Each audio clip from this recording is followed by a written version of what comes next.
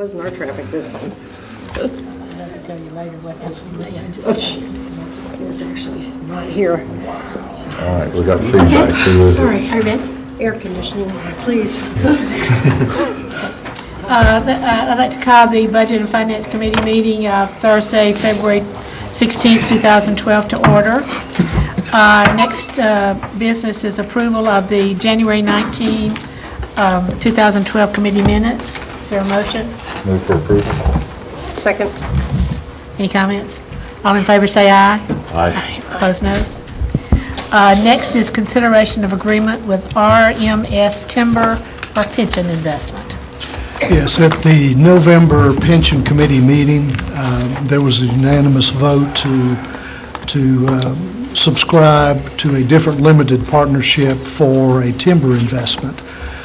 Just to bring you up to date, many years ago, I want to say 2006, 2007, elected to take some of the bond money that we had, the fixed income money, and put it in a timber partnership. That's usually something that only the big endowment funds do, but it served us very well when the financial collapse came along. That was about the only investment that we had that held its own or actually outperformed. As the pension fund has grown, the amount that we put in that timber subscription has become a smaller and smaller percentage of the total. The process of doing the asset allocation, the pension committee decided we should have 5% of our money in timber. So we're about $1.5 million short of what we need to have in there. And rather than put more money with the original limited partnership, which there actually was an opportunity to do that, for diversification purposes, the investment advisor recommended that we select someone else. And we interviewed several of the potential vendors, and this is the one that we settled on. This is a limited partnership. It requires a subscription agreement that the board will have to approve. We have not reconciled all the legal issues with it yet, but we would like to go ahead and get this body to approve it and send it to the board for final approval, subject to the recommendations of city attorney and our pension council. So we would be recommending to the board Approval. for approval, and it has been, it did get the unanimous approval of the pension committee. That's correct. I did, okay. Move for approval. Yeah. Second. Any discussion? So we're increasing our holdings in the pension fund and timber.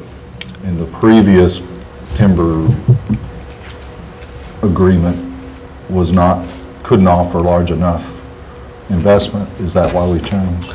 Well, no, we could have actually put more. That's one of the rarities. We could have put more money in the original one, but that's a rarity. They happen to have some openings where we could go and add some to that. But again, it was the recommendation of our investment advisor, our independent investment advisor, and the thoughts of the committee to diversify, and this way we'll have two timber investments. No, Okay. yes. I understand. That's right. Okay. Any So we have further? so much with one, and then we have additional with the other one. Correct, Keep it and like that. collectively, they'll come up to the They'll right come up amount. to the right 5%, amount. Yep, sir. got it. I'm good. Okay, so we're ready to vote then? All in favor, say aye. Aye. Aye. Opposed, no. Next will be the consideration of the second quarter budget amendments. When the budget was originally approved, the facilities tax fund was in a deficit.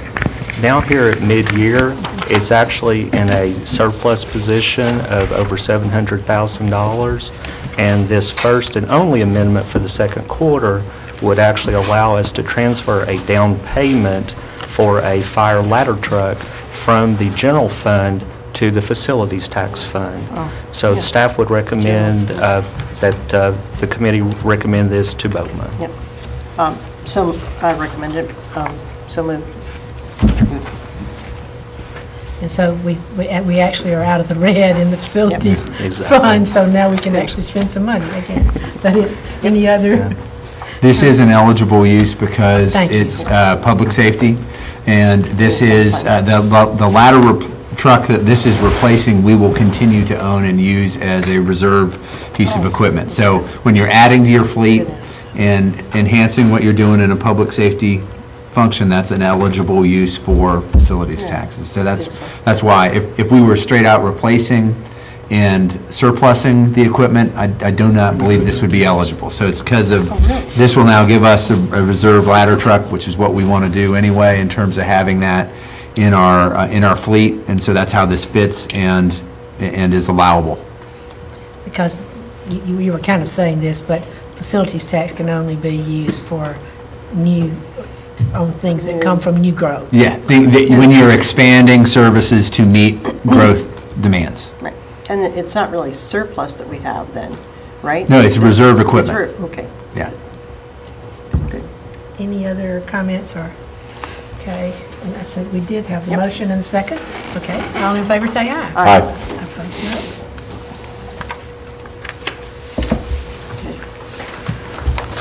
And number 6 would be the budget presentation for police. Thank you. I'd like to start with a very concise overview of this year's budget request. Oh, I'm sorry, I left out something. Excuse me, there was something that I asked about. Pardon me. We can come back to it if you like, or however. Number 5 should be the presentation of the second quarter financial report. This should actually be Pardon me? dessert instead of the main. Yeah, that's true, that's It right. should be, really, shouldn't it. it? But let's go ahead. On the report, there's no action that's needed. It's essentially, I guess, one of the highlights of the quarterly report is the fact that facilities tax is now back into a positive position. Also, we're seeing some positive results, even with the local sales tax, which essentially at this point in the year has been 6% over last year. So, and what we try to do with this report is actually try and highlight a lot of different things within the various funds. And as you also look, we made an executive summary, and we also wanted to let you see the impact of the first quarter budget amendments, which is also one of the early pages in the report. So what I may ask is if you had any specific questions. I would just highlight for you, one of the things, Very just good. looking at this, one of the big things we did in the first quarter budget amendment was the purchase of the 84 lumber, former 84 lumber site at $2.35 million.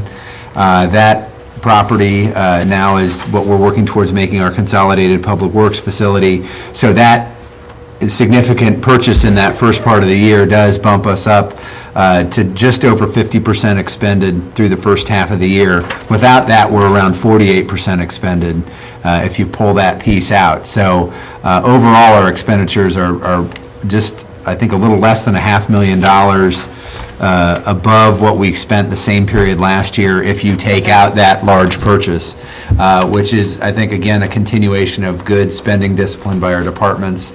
We're fortunate that revenue is peaked up, and we're doing a good bit better on the revenue side than we were the same period last year. But I want to compliment our folks for controlling spending and doing what they need to do in those areas. But it does bump us up a little bit because we made a singular large purchase that the first quarter budget amendments provide for. So. Well, first of all, let me say it's an excellent report, gives a lot of information in it, and I really appreciate that. I have a question about, you're talking about the former 84 lumber property. In here, you just have it as an expense. You know, I thought there was some discussion about putting that into debt service. Right. When will the recommendation from that come? Yeah, down the line, that is an option, and when you did that purchase, you also enacted a resolution that reserves your rights to go back and put that in a future borrowing. So you will have that opportunity to put some or all of that purchase into a debt issuance, but that'll be a determination we'll make as we move along. The assumptions in the funding model are that you're going to debt finance that eventually. Yeah, so that's what we've assumed to this point, and we will look at that as we go forward. And typically, we package a significant amount of dollars to go to the bond markets. You just don't go, we wouldn't go and do a $2.3 million bond issue. That's not an efficient way to do it. And fortunate that we have the kind of fund balance we have that allows us to advance this kind of money to be able to get a project going. And as we get farther along with all the project costs as well as other projects we know we have coming, like Hillsborough Road that we talked about, that we've got a significant piece to borrow on. We'll fold that into that borrowing most likely. There is still the option, if you wanted to use some of it as pay-as-you-go, that is still an option for you as well. But we've kind of reserved all your options for you when we initially made the purchase earlier this year. What was the total of that again? The purchase price was $2.35 million. 2.35. And then the additional money to bring it up to our standard of what we need, it's We've- going to be the other additional. Another. Yeah, we've assumed Another two, around $5 million wasn't it? as the Five. total project budget. 2.5. And, you know, that's still a little bit of a working budget at this point, because Yeah. we're just getting into design, but that's what we've assumed. We were fortunate, we were able to drive the price down a little bit as we went through, so that gives us a little more capacity on the project development side, but we gotta build a road, and we gotta adapt that facility to do what we need it to do for streets, fleet maintenance, and water management. But then the hill's also going to be put up for sale. Yeah, at some ultimately, point. you will have two pieces of property, the hill and the existing streets on Southeastern Parkway I just are think going to that's be, important to remind those you. will become surplus property at some point, and we'll be able to sell those, and those will help offset those costs. Don't know when, I mean, we've not really relied on those as a funding source. We've been conservative with that, just because you don't know what you're going to get and when the timing would be right to put those Especially on the the market hill. and sell them. Yeah, so, I just want to make it clear that we've not depended on that to make that project go. But you're right, that is something That's that a nice we're, little thing to have in your back pocket. yeah, we're ultimately going to be able to do that will help offset, and we're going from two separate operations, two facilities into one, which has some real operational efficiencies and opportunities down the line as well. Oh, there's some other comments. I've got a couple of questions, but No, go ahead. on page 2, talks about summary of all funds on capital projects, which is the last line there on page, the last line of the first part of page 2. And it says that now the end fund balance in capital projects would be about $6 million. You know, we were talking about how much we had borrowed already for Hillsborough Road. Is this what's left? Because I thought we were thinking there was about $9 million for Hillsborough in there. Well, if I remember right, at this point in time, we hadn't received $5 million in reimbursement from the state on Good, okay. money for Mac Hatcher, so Okay. that had been expended out of there. So that will Remember- replenish that sum. Right, this is a snapshot on December 31st, so. And probably your biggest chunk of expenditures there would be on McEwen, as we've been working on that Yes, I large saw that. project. That was enumerated later on. I thought that was very helpful there. Okay, the other one that I had was on page 4, under expenditures, about halfway down there, it says contractual services, and, wait, am I looking at the right thing? Yes, it said that we had like 1 million, almost 200,000, and the prior year was 641,000. Is there something special there that caused that to bump up that much, or? Contractual? I think it's contractual services. I should have had my little ruler Yeah, there. that's- Yeah. I mean, just That just a contractual service entry Yeah. is a composition of a dozen or more different line items that we have, and without going back to look at the detail, I really don't remember anything that does that. Let us get you more of a breakdown. Right, it I was don't just have that, something you should that I- have that off the top. Right. You don't have that off the It top could of your head. also just be a timing issue, too. It may Well, I noticed be that, that something unusual is in there. right, I noticed that the entire budget was, 1.5 million, so we're not over anything. It was just so different from the one before that it caught my attention. What I can do is I can actually go through, find out what the detail is, and actually be able to present that back to the committee. Yeah, we can get you that. I was happy to see, as has already been stated, that the facilities tax fund was now in the black, so that was very good. And I think I had another question on this. Oh, I have a question. What is, in property tax in this block on page 4, what's IDB, less due to IDB? Industrial Development Board, that's the amount of property tax. We're showing you the gross amount of property tax, and then we're subtracting the amount that's in the TIF district that we're required to transfer to the Industrial Board until the Nissan property is settled. Okay, so that's what goes for Nissan. That was received good, a that lot- was very good detail, I thought. there. I We've received a appreciate lot of that. questions about that, so we thought it was appropriate to put that in here. Yep. You had a couple of places where you broke that out, and I thought that was very helpful Increase. there. Okay, That should go down. anything else? And now, are we just acknowledging this, or? Yeah, I think you just accept it. We'll make sure the rest of the board has seen it as well. I want to compliment finance staff for doing a really good job of putting it together so that you can get the right detail where you need it, but also give you a good overview of where we are. And, you know, as you can see, considering, all things considered, we're in a good, strong position overall and continue to, I think, work hard to live within our means, but still deliver what we need to the community. There's a tremendous amount of information here, too, and for Oh, those yes. listening at home, this is, if you go to It's the on the meetings website. on our website and click on Budget and Finance, and go down to the mid-year report, you can bring this up. It is on And there see now all the because it details. wasn't on there like 2 days I ago. believe it's on there now. Okay. I do have one more question. I forgot what page it was on, though. On our Jackson National commitment, I think it was 200,000, and yet I've seen a number of 301. Yeah. Is that because we agreed to that additional electrical? No, we hold the contract, so we have to hold that, and so the state pays in, we have our portion, and Jackson National's paying a portion as well. So we've had to be the contractor on that, but we are still capped at our 200,000 Okay. total. So there'll be reimbursement that will come from Yeah, the state or it gets paid Jackson? in, exactly, yeah. Okay. Okay. Any other comments? And we were saying we just acknowledge this, so there's no action. And now, I'm thinking, Now, we're ready please. for police. You've had a little time to think about what you're going to say. I've changed my mind. He's upping his budget. He's had time to add more things. I have a very concise overview. The number you see represents the total personnel budget.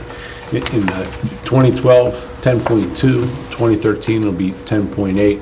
I think it's, and I'll show you later, interesting to note, personnel accounts for 81% of our overall budget. Our overall budget is only 19% operational. We are asking for 3 new positions, 2 patrol officers and 1 dispatcher. We currently have 2 funded vacancies for dispatchers. We're looking to make them senior dispatchers and bring on a 3rd, so each shift will have a senior dispatcher on it assigned. The 2 patrol officers, we currently maintain 2 officers per 1,000 population ratio. The 2 officers added in the 2013 fiscal year would help us maintain that current ratio. I think it's significant to recognize we also will continue to carry 13 unfunded but authorized positions. Decrease in cost in operations from 3.2 to 2.6. I really believe we've gotten as efficient as we possibly can with the current funding levels. 5 years ago, the budget was actually it was just over $15 million. Now we're at 13.2, so we've cut significantly. What was it, 13 point? 5 years ago, it was just over 15 million. Now it's 13.2. And a large part of that is due to the unfunded but authorized vacancies. But we've really been able to deliver the same level of service to the residents without affecting the quality of policing while significantly reducing the cost. Before you go too much further, can you explain what you mean by 13 unfunded positions? Yes, ma'am. Man, it's almost like we got 13 people working that aren't being paid. No, is no, how I no, heard no, no. that. That's not true, so I'm like, wow, okay, so what is he talking about?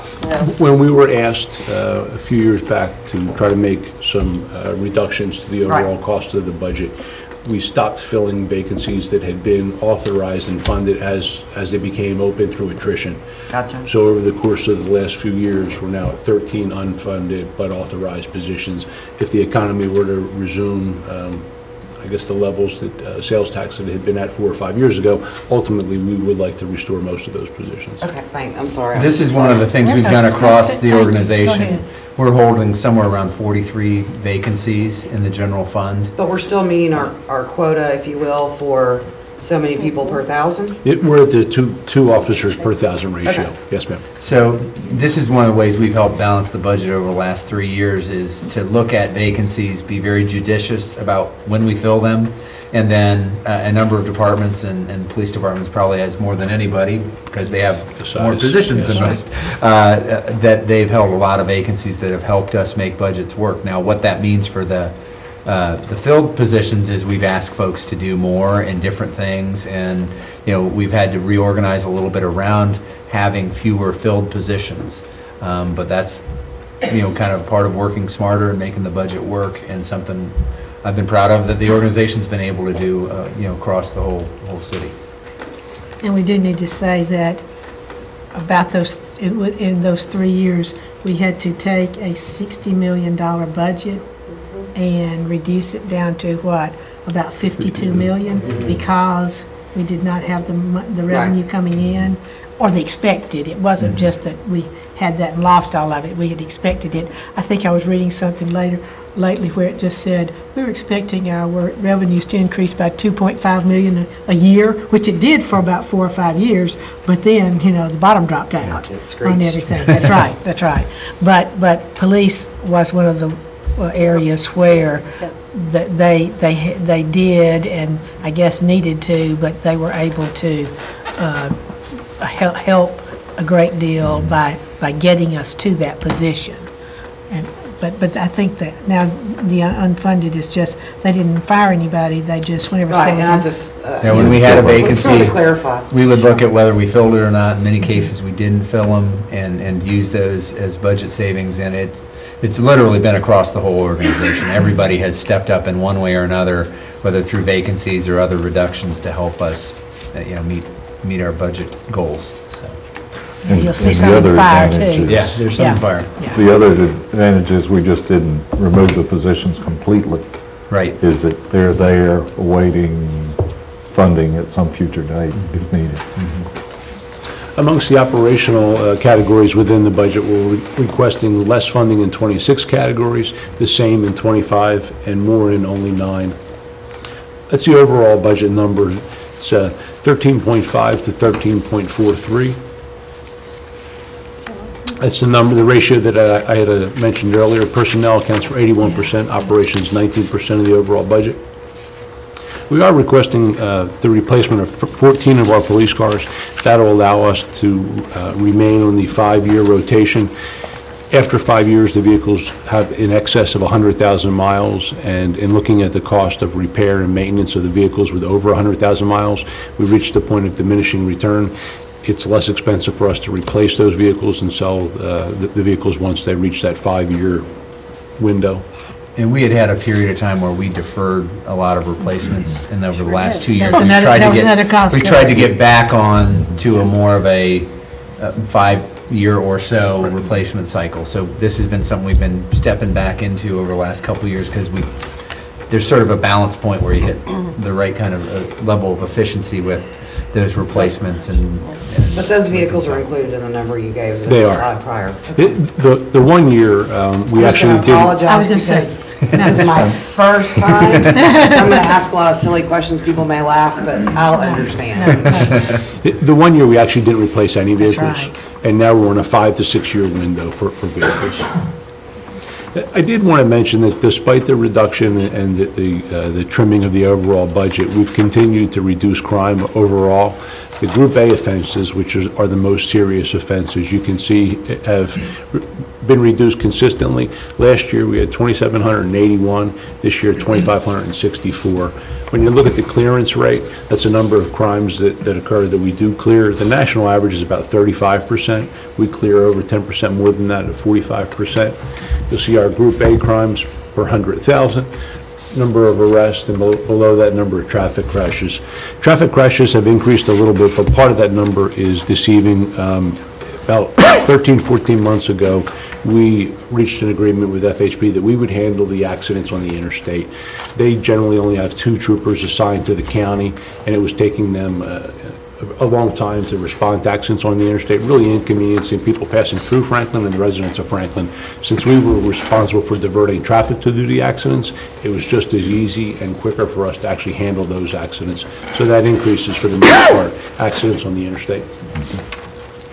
Did want to point out a couple of initiatives that we were able to institute this year. The Mounted Patrol, which came to the city at little or no cost. The horse is actually owned by Lieutenant Burboski. Through a lease agreement for $1 a year, we were able to insure the horse. And we've got a Mounted Patrol for the first time in many years. School Resource Officer, and working with Franklin Special School District, Officer Richard Cole spends most of his time over at Pioneer and Freedom. Been very warmly received, and we're looking to try to expand that.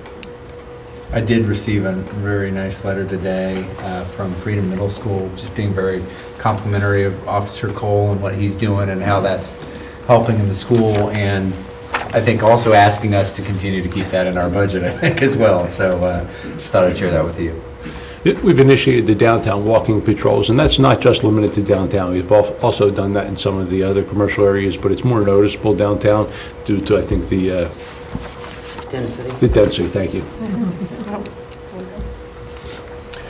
Our traffic unit, more than 300 DUI arrests this year. We received a $50,000 Governor's Highway Safety Grant, and we've installed nearly 300 safety seats at no cost to the residents.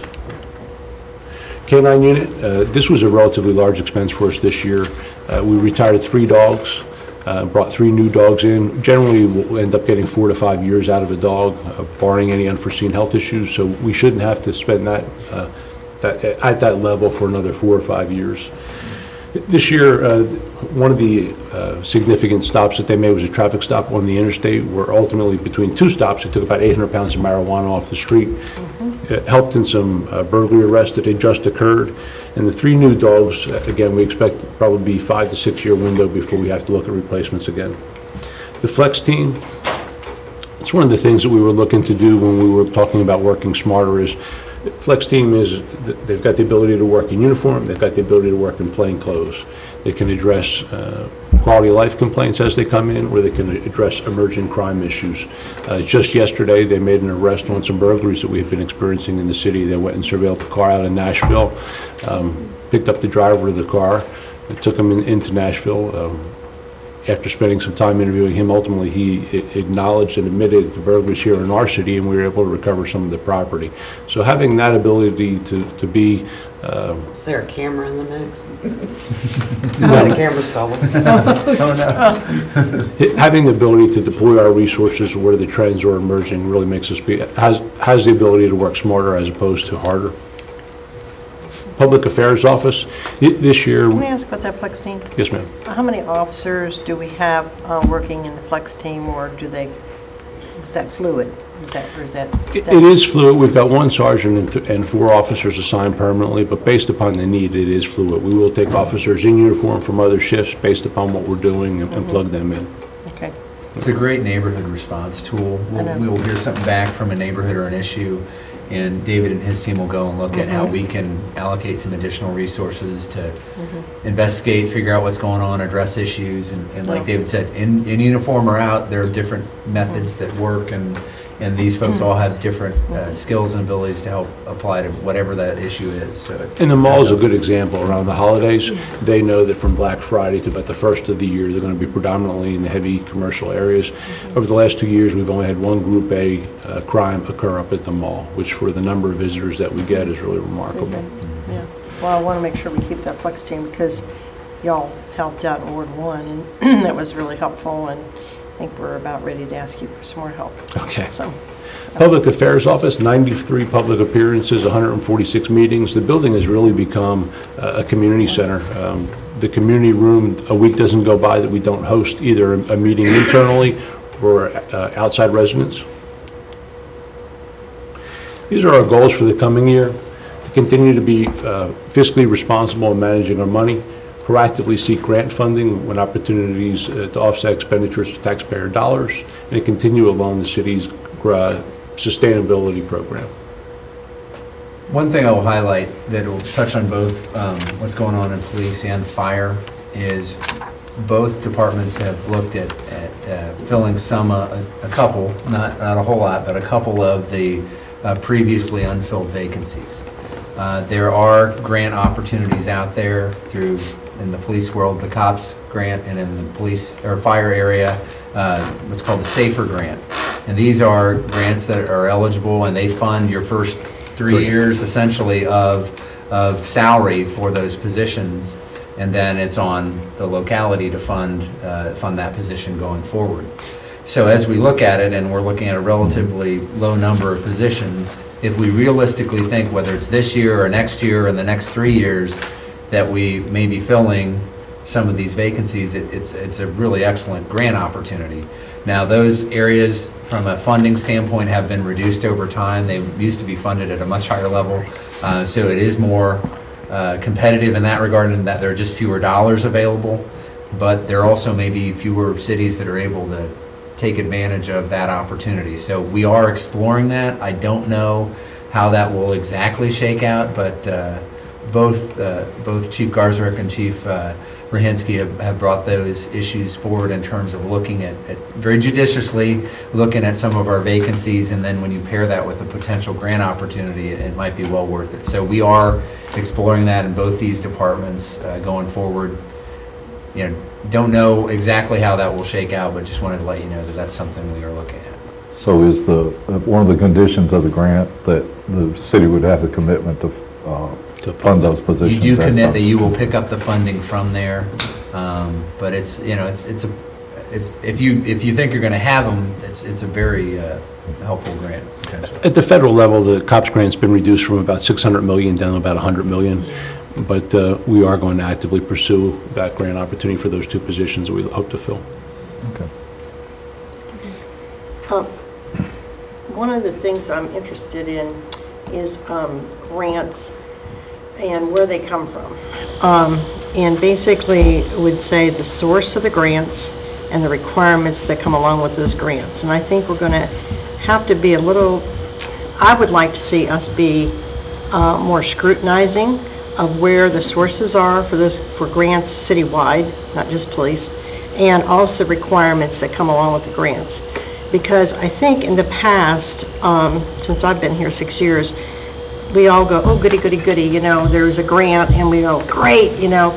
But I think because of some of the sources that are out there and some just off-the-wall kind of things that are happening around the nation that I've been aware of, and sometimes you can just read them in Wall Street Journal, I'd like to be a little bit more scrutinizing with the city about when we get these grants, where they come from, what, especially if they come from the federal government, and what kind of requirements, and anything that would tie our hands or, you know, say you can only do this with this, and then in the end, this happens, or, you know, whatever the requirements are. So I just want to mention that, so we're aware of it, and we can talk about that at a later date as well. Yeah, we are mindful of that too, and I think in particular when you look at street and park and the public works realm, that can in particular be problematic because it gets you into a whole realm of how you have to bid, how you have to pay for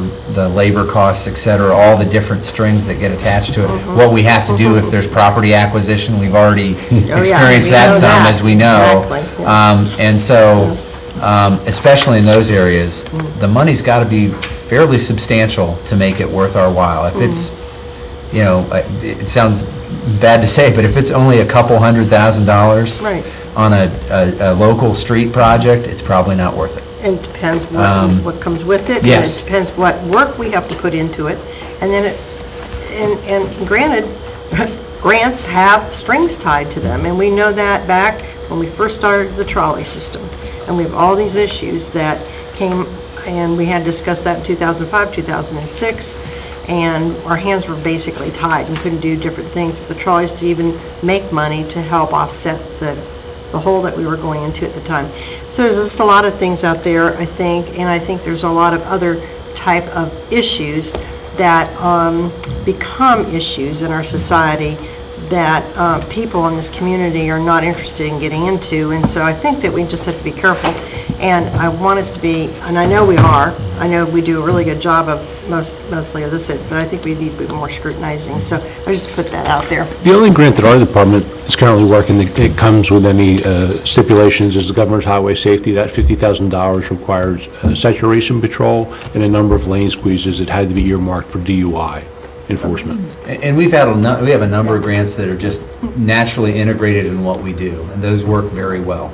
Like some of them David's talked about that work into what we do with DUI, some of those things, community development block grant. We've built an infrastructure to be able to handle the strings that come with a lot of those. But especially on projects where you get into those and it sort of changes the hoops you have to go through, we have to be very careful. And I hear totally what you're saying, and what happens with federal dollars, especially in projects, is even though you have other local dollars that make that project happen, it doesn't matter. They all get treated like they're federal dollars because they don't allow you to really differentiate that we spent the federal money on X, but the local dollars on Y. They really don't differentiate. So you need to be careful that you don't end up getting everything into that same category. I know there's like grants out there for software programs that we can use, or detectives may use for online predators and things of that nature, which is a good thing. We do receive reimbursement from both the FBI and DEA for some overtime for the officers who work alongside those two federal agencies. Good. Good, thanks. Thank you. Other questions? I would just say, on your presentation here, we had more or less, when you started talking about the statistics on, but there were 2 or 3 other pages there, 2 or 3 other slides that kind of gave overview that I'd like to get. So, as I say, we had most of it, but not. On the crime statistics, the TBI did the preliminary report. They have asked law enforcement to hold off until they're ready to confirm the numbers. But in the past, once those numbers have been confirmed, we've released them to the public as well. But those first kind of summary things where you said 81% on personnel Yes, and ma'am. things like that, we don't really quite have it broken down that Yes. way. You'd like a copy of the PowerPoint. Yeah, the Yeah, PowerPoint. That's certainly. it. That's Just it. email us all a Sure. copy of the PowerPoint. That'd be great. I have some other questions, just kind of about the way this is set up, but I really don't think it necessarily has to do specifically with police. But I was going to ask about the money here on personnel. I had earlier today asked, what is the effect of our 2% pay raise that became effective January 1. It's not anywhere in here because it didn't come in every into number effect. quarter, though. That's right, and true. But, it will be a part of the estimated 2012, is that right? Yeah. Yes. Okay, and so in 2013, then, this would be a full fiscal year's,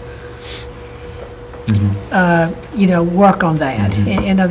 In other words, that would be for the entire fiscal year. Yeah, it impacts us for the last 6 Right. months of the fiscal year, and in the new year, it's there for the whole year. That's right. So that would tell us kind of what that is, and it's going to be about total, not just for police at all, but about $600,000 For, if it for was a applied for the full year. Yeah. And so whenever I was looking here, on this, again, this is not at all, that piece of it there, but it would be about 2% over, say, what our 2011 budget was, and so we haven't in our 2013 that we're going to be looking at.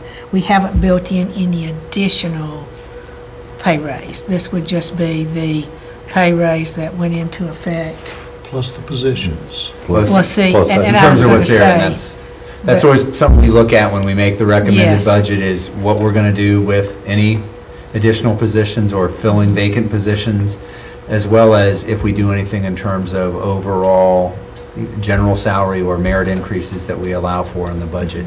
And those are always decisions we make later in the process as we're looking at how the numbers come out, where we've got capacity, what we're able to do, what's happening in the market overall. We do some salary surveys along the way that help us get a sense of what's happening in the labor market.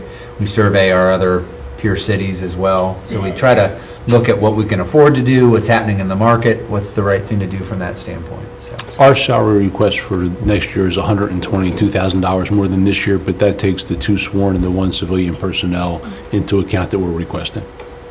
Well, Those are now- the 2 positions you're speaking of? Yes, ma'am. One being a dispatcher and the other 2 are officers? 2 officers and 1 dispatcher, yes. And why don't we have, and, hold on, I gotta put on my glasses. Why do we not have an assistant chief? I know that, from my memory, prior to you becoming chief, it was Jackie and you were a deputy chief. Yes, ma'am. Why do we not have, obviously the model's here, but, and as long as I've been paying attention, we've never had a chief, assistant chief, and then deputy chiefs. Is that, why is it on this model, but it's not something that's filled? We are in the process of filling the. And that might not be a Yeah. question for this meeting. Sure. Just When Chief curious. Moore had announced his retirement, the position of deputy chief was elevated to assistant chief. That's true. With the current command staff that we have, I'm requesting that it be changed back to its current title of deputy chief, and we fill that position. So I'll have a deputy chief over investigations, operations, and administrations. Okay. And we posted for that opening.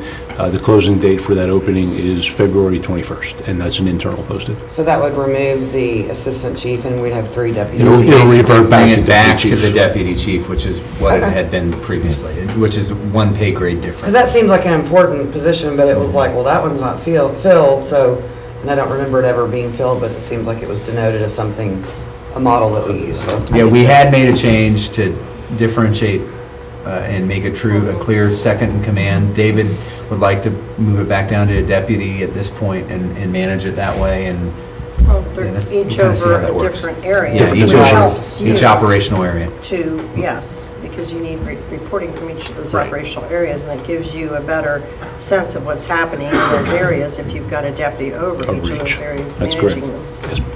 I agree with that.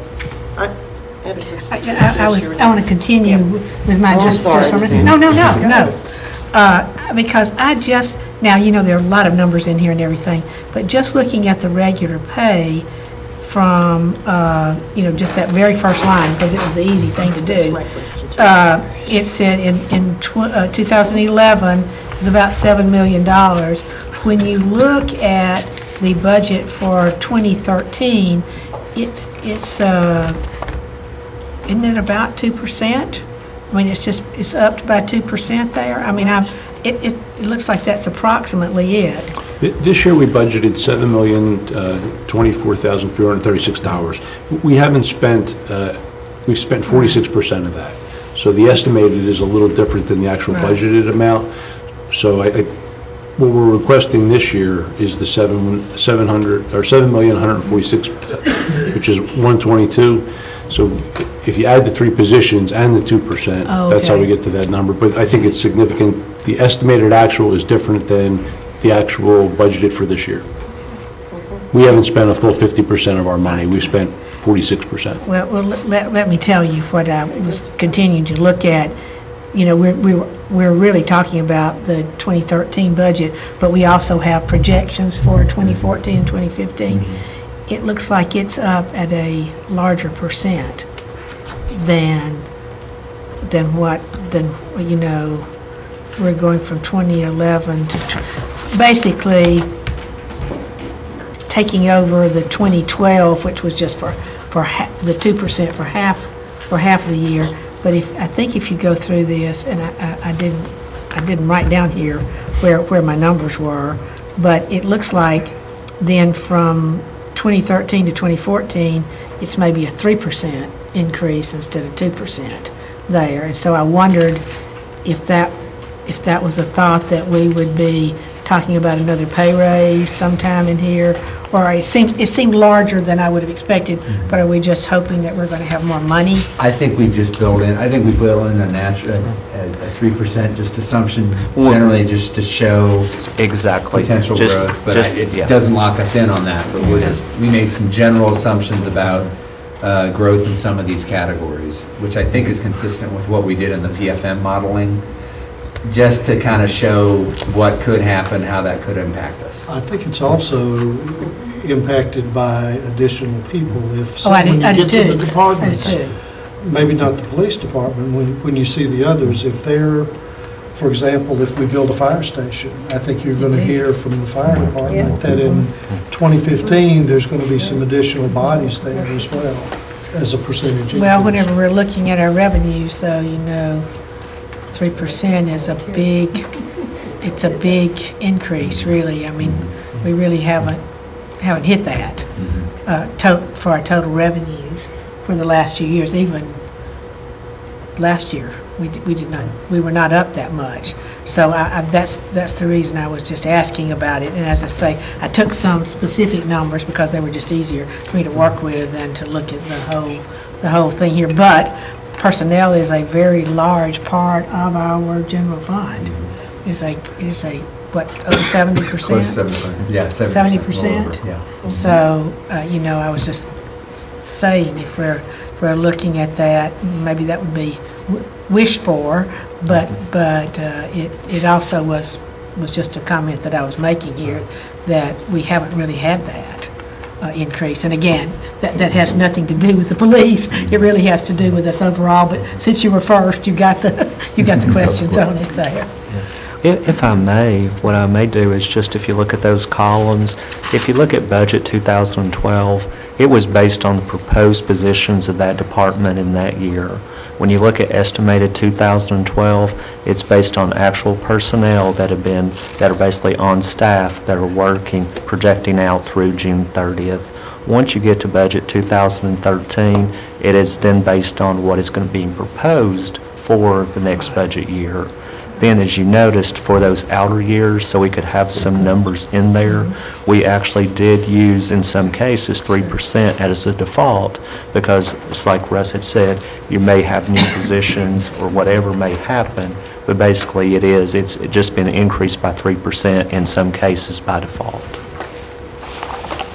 But now, actually, on the budgeted 2012, that was what we passed as the budget, right? Yes. It was. It Yes. was actually based on the And proposed positions. it was based on, after the departments made their request, it was based on the recommendation. recommended. And that passed by the board. I mean, it was based on the recommendation of the administration and then Exactly. passed by the board. It wasn't necessarily the request from the departments. And that's what we were talking about. Exactly. We will have those, whenever we get to the place for the recommendation, we will have the differences between what the department is requesting and what is being recommended to us, which I think would be very helpful. Thanks for bringing that up.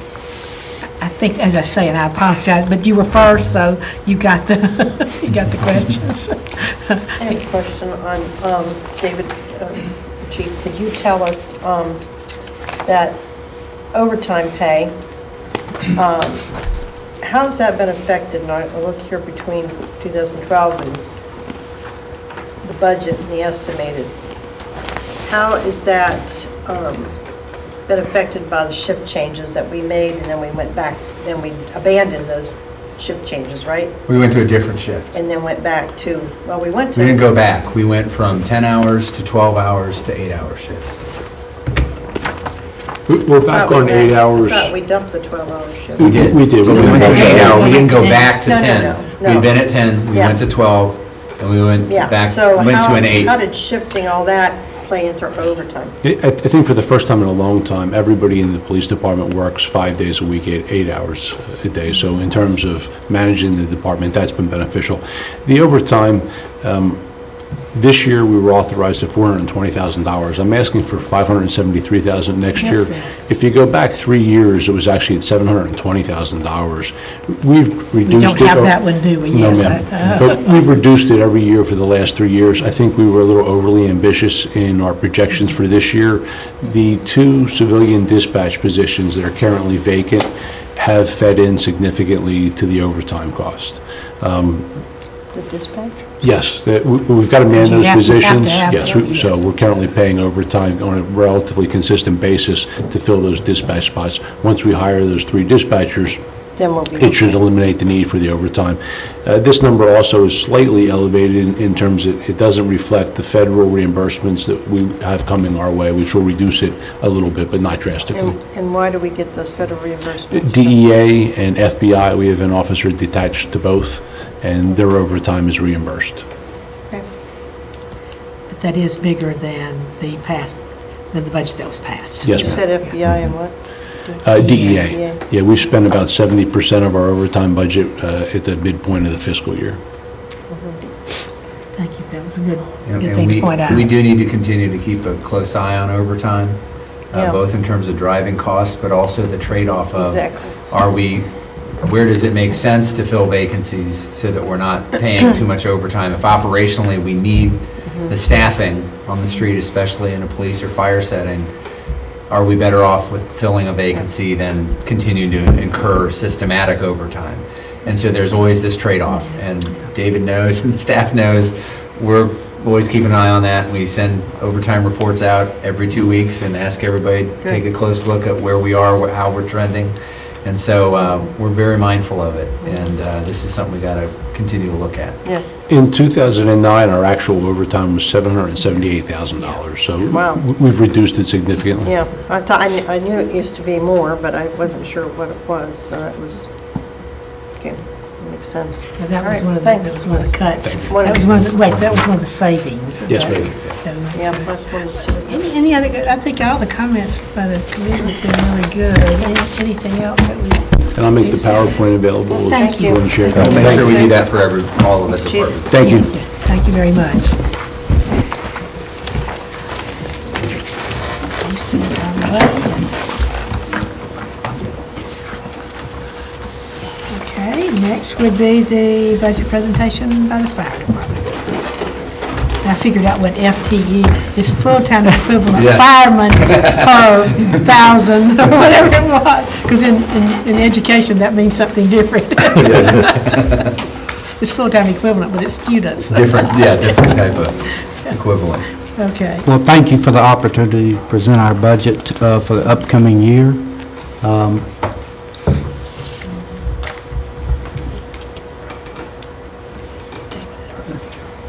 Down. That one? Try the other side. Here we go. Much of what we do in the fire service is driven by our ISO classification. As you know, our citizens here enjoy a ISO Class 2, which can be attributed to our current board members' success with that, as well as our past board members that have set as mayor board of aldermen in this community.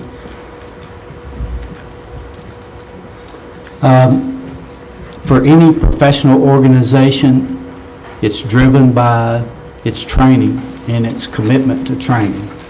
And we have been very committed in the Franklin Fire Department for our training division.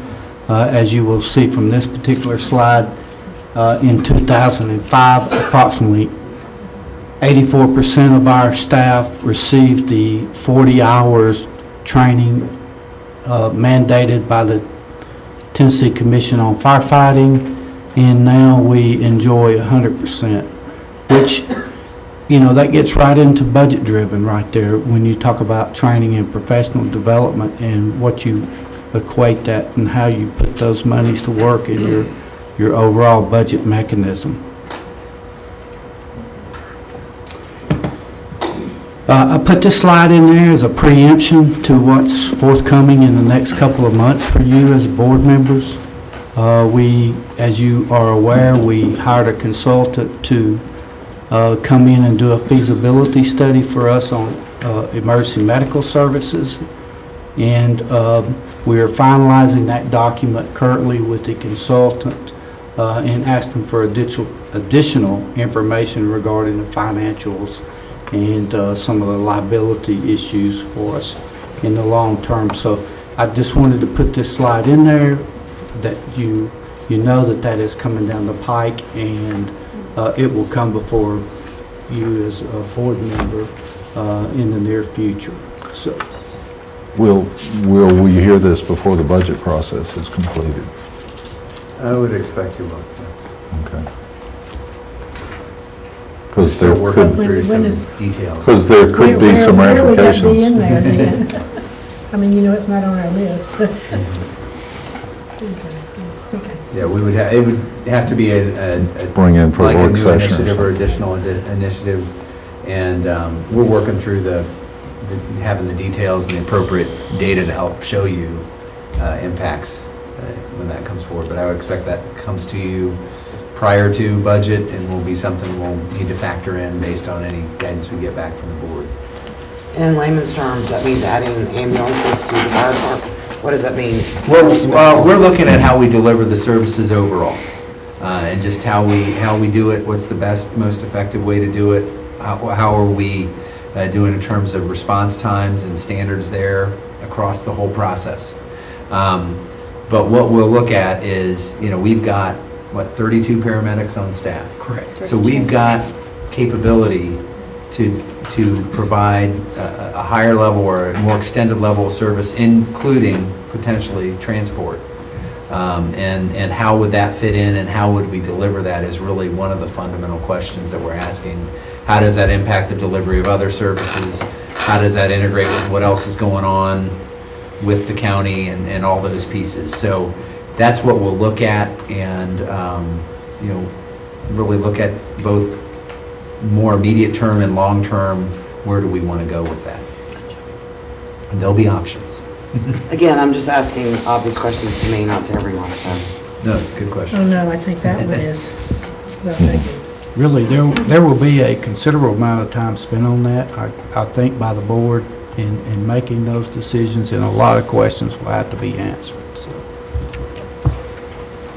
And let me just one other comment on that. I wouldn't artificially say the budget has to be the be-all and end-all in terms of that decision. This is a long-term look Yeah, and that's a the reason I was long-term asking, was decision. that gonna And whatever come in? path or options you start to look at, you're going to look at a longer-term implementation in that. So, Because it's a structural change in the way. yeah, it's a pretty big issue, and there's a lot of elements to this. So, we're going to take it. It will have some potential implications in this budget, but it also will reach beyond that too. So we're going to make sure we make the right decision for the long-term, viability in terms of service delivery for the community. So we really don't need to have the budget deadline as its deadline. That's not going to be the be-all and end-all, in my view, because I want to make sure we've thought it through and gotten comfortable with the direction, and then we'll work through implementation from there. Yeah, this slide here indicates how we kind of changed the culture in the fire service here in Franklin, and the fact that we have 70 EMTIVs now, and the 32 paramedics that Mr. Stuckey alluded to earlier in his comments.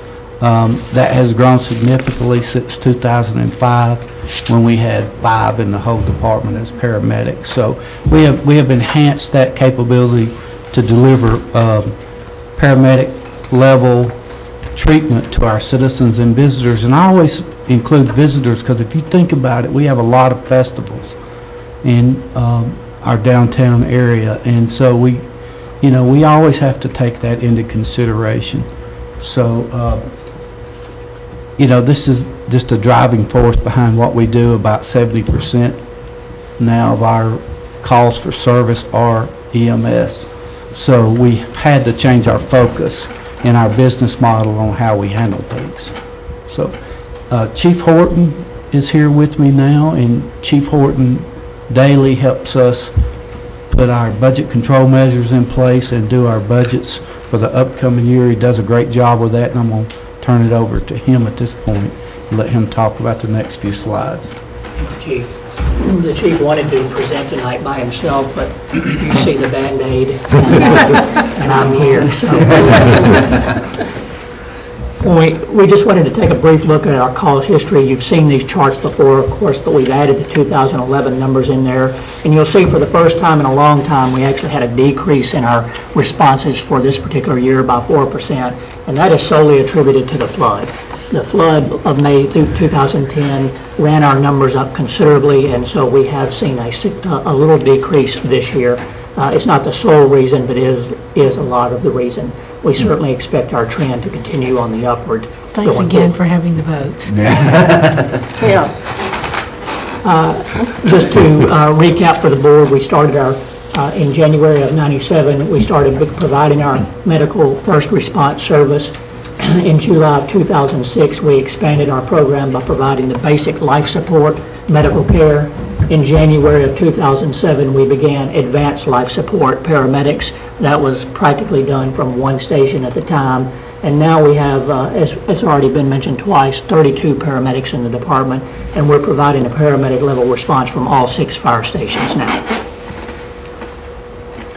Incidents by stations, I've taken the liberty to break out the West Haven subdivision. Normally, those 101 calls would be attributed to Fire Station 1, but our Fire Station 1, 2, and 3 hold the lion's share of the responses that we exhibit in the fire department.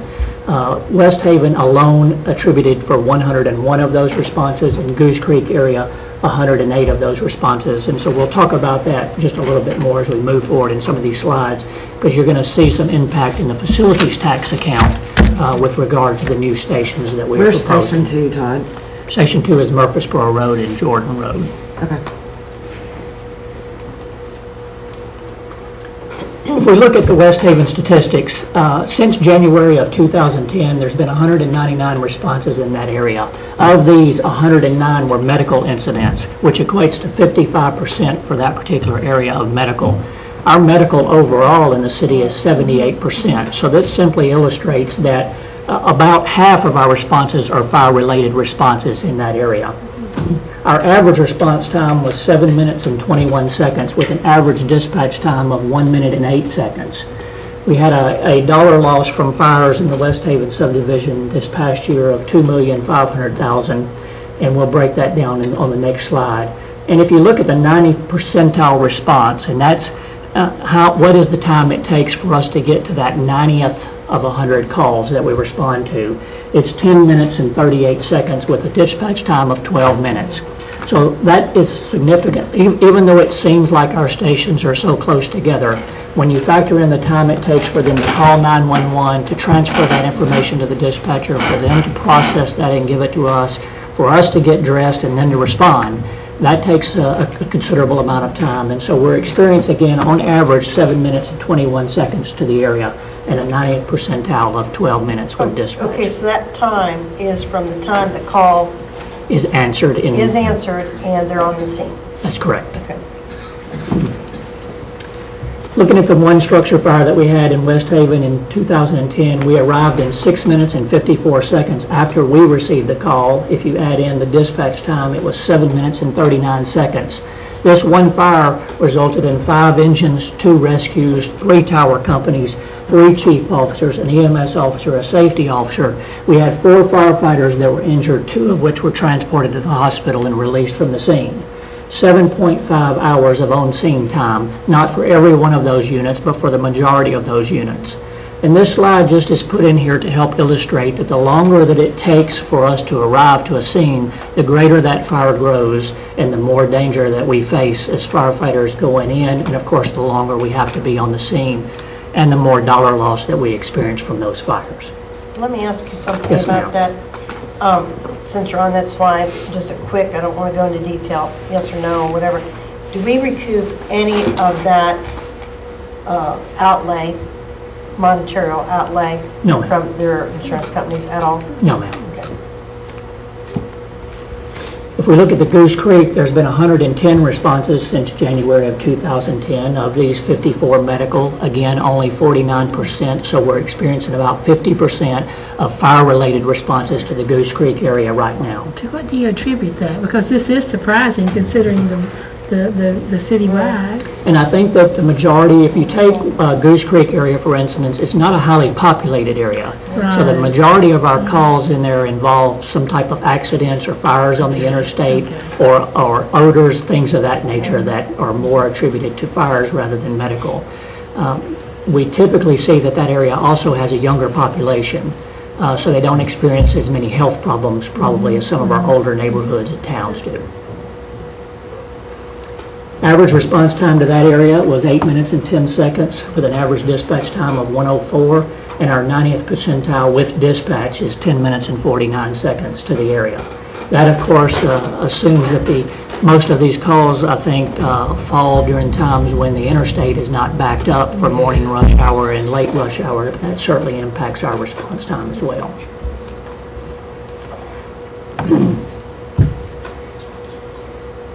We do have some personnel requests in this upcoming budget year that we'd like to briefly talk about at this point in time. Currently, we have the 5 unfunded positions that we're asking that we fill at least 2 of those unfunded positions. Also, we want to reclassify training captain's position to training chief. I'll elaborate on that a little bit more as we get into each one of those positions. It would be a promotion. And here we're asking for an administrative assistant. In the fire department currently, we have 1 administrative assistant that's 40 hours and 1 that's 30 hours. And that's for 4 divisions in trying to facilitate everything that we need to do. And this is a whole list of things that we come up with that we would like this new administrative assistant to help us with. And that the Tier 2 reporting that comes in from every business that stores hazardous chemicals or hazardous materials in this city all comes to the fire department for us to keep on file and record. In almost every business that there is sends us 1 to 2 MSDS sheets almost on a daily basis that we have to maintain and file, and it's quite time consuming. Also, Why would they yes, send ma'am. on a daily basis? I don't get that. Well, I mean, because- what, when you say daily? It's not the same business. It's not reoccurring from the same business. It's different businesses. And maybe they're bringing as a new product line a new chemical, and they have to provide the local fire department with an MSDS sheet, which Every is time it comes in? every time it comes in. Okay. So, I thought maybe if it was a company that did this all the time, they would only file every so often, but you're saying every time they bring in chemicals or something, they have to file each time? it can be the same business, yes, that gets a new product line that requires a new MSDS sheet, material safety data sheet. Also, our fire alarm and sprinkler and extinguisher reports, inspections, documents related to our fire inspectors that go out in the field and how they input that data into both on-base and Hanson scheduling for our fire inspectors. If our fire inspectors are in the field daily doing fire inspections, it's very hard for them to take all the phone calls and build the inspection times into their particular schedules. Smoke alarm installations, which we do throughout our community whenever we're called, as well as carbon monoxide detectors in our elderly persons in our community that request carbon monoxide detectors be installed in their residence. We've teamed up with the police department this past year as a new initiative to help them with the child safety care seats. And so we do that from one of our fire stations now and assist police. So you have police and fire members both working shoulder to shoulder to facilitate this in our community. And as people call in, you know, we have to, our administrative assistant currently has to try to schedule those things at the fire stations. Yes, ma'am. Randy, do you know what Hanson is? No, Okay, you might want to say that because I'm just thinking she might not know. I didn't know what an EMT4 was, but I didn't know. I don't know. I was like, ooh, they can do IVs? Is that what that means? Todd, do you care to elaborate on the technical aspects of Hanson? I don't particularly use Hanson that much, but Just tell her what it is. Hanson is a citywide application that uses, for instance, our code inspections and our permitting process all go through the Hanson. And so when our firefighters out in the field are doing inspections, they log all of those things into the Hanson environment, as well as sign off on building permits and other things that are issued throughout the Is it city. a way to report to the city through the, It's sort of a So data. software? It's a it uses Software software. program. It's basically a database that integrates Yeah. all sorts of things, whether it's inventory, whether it's work orders, assets, The updated customer service program that we're working on, customer relationship software and billing programs, ties into Hanson as well. So it's really a platform that we use across all of our operations. Did I say that okay? And what's an EMT for? I'm learning. It is. What did you say? You're so smart. What was that? An EMT Yeah. for, that son is for, they can do IVs. Yeah, there you go. Awesome. Okay. As you can see, there's a whole conglomeration of work that we would put this person helping us Citizens Fire facilitate, that we currently It's fun. do the best we can with, but we could improve in that area if we had another full-time administrative assistant.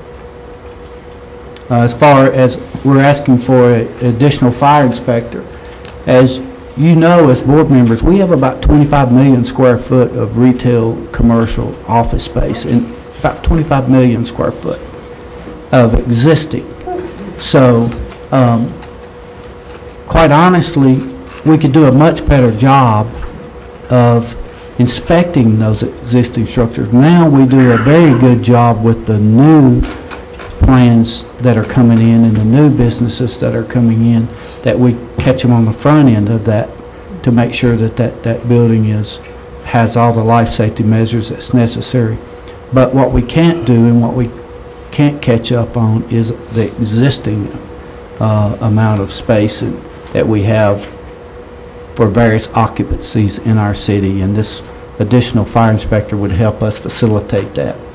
Also, we have a 6-day lead time for inspection, which we would look to cut that way down. If someone, I mean, you think about it, if somebody needs us to come out immediately, it's rare that we can do that if we've got an entire schedule booked for 48 hours in advance. Right now, currently, we have built-in overtime for our current inspectors in the field.